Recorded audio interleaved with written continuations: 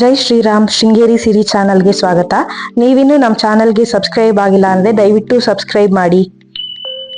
ಮಕ್ಕಳಿಗೆ ಬಾಕ್ಸ್ಗೆ ದಿನಾನು ಏನಾದರೂ ಹೊಸದು ಮಾಡ್ಕೊಡ್ಬೇಕಾಗಿದ್ಯಾ?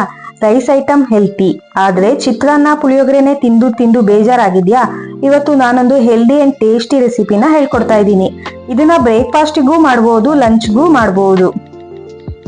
ಒಂದು ಹಿಡಿಯಷ್ಟು ಪಾಲಕ್ ಸೊಪ್ಪನ್ನ ಸೋಚಿ ಚೆನ್ನಾಗಿ ತೊಳೆದು ಹೆಚ್ಚಿಟ್ಕೊಂಡಿದ್ದೀನಿ.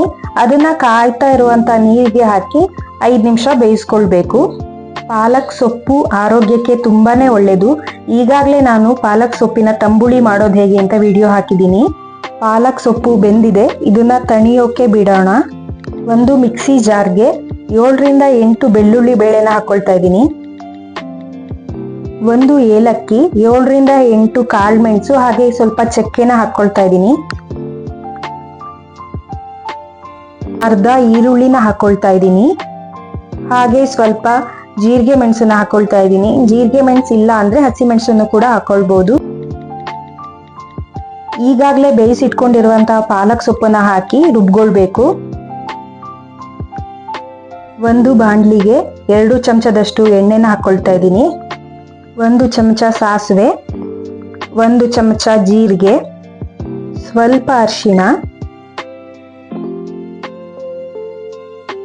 ಚಿಕ್ಕದಾಗಿ ಹೆಚ್ಚಿರುವಂತಹ ಒಂದು ಈರುಳ್ಳಿನ ಹಾಕೊಳ್ತಾ ಇದ್ದೀನಿ. ಈರುಳ್ಳಿ ಸ್ವಲ್ಪ ಕೆಂಪಗಾಗಬೇಕು, ಅಷ್ಟು ಹುರಿಬೇಕು. ಈಗಾಗಲೇ ರುಬ್ಬಿರುವಂತಹ ಪಾಲಕ್ ಸೊಪ್ಪನ್ನ ಹಾಕೊಂಡು ಕುದಿಸ್ಕೊಳ್ಬೇಕು. ಇದಕ್ಕೆ ಸ್ವಲ್ಪ ಹುಣಸೆ ಹಣ್ಣಿನ ರಸವನ್ನ ಹಾಕೊಳ್ತಾ ಇದ್ದೀನಿ.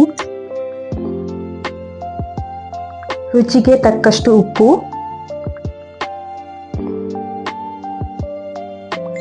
ಸ್ವಲ್ಪ ಬೆಲ್ಲನ ಹಾಕಿ ಚೆನ್ನಾಗಿ ಕುದಿಸ್ಕೊಳ್ತಾ ಇದ್ದೀನಿ. ಈ ಪಾಲಕ್ ಸೊಪ್ಪಿನ ಗೊಜ್ಜನ್ನ ಚೆನ್ನಾಗಿ ಕೊದಿಸಿ ಇಟ್ಕೊಂಡ್ರೆ ಫ್ರಿಜ್ಜಲ್ಲಿ 1 ವಾರದವರೆಗೂ ಇಟ್ಕೊಳ್ಬಹುದು. ಬೆಳಿಗ್ಗೆ ಗಡಿ ಬಿಡಿಲಿ ಲಂಚ್ ಬಾಕ್ಸ್ ರೆಡಿ ಮಾಡಬೇಕು ಅಂದಾಗ ಈ ಗೊಜ್ಜನ್ನ ಅನ್ನಕ್ಕೆ ಹಾಕಿ ಉಡ್ಕೊಂಡ್ರೆ ಆಯ್ತು.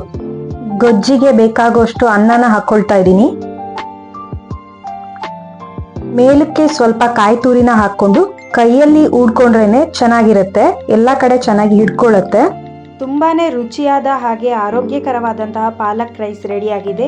ನೀವು ಒಮ್ಮೆ ಟ್ರೈ ಮಾಡಿ, ಕಮೆಂಟ್ ಮಾಡಿ, ಹಾಗೆ ನಮ್ಮ ಚಾನಲ್ಗೆ ಸಬ್ಸ್ಕ್ರೈಬ್ ಆಗೋದನ್ನು ಮರಿಬೇಡಿ. ವಿಡಿಯೋ ನೋಡಿದ್ದಕ್ಕೆ ಧನ್ಯವಾದಗಳು.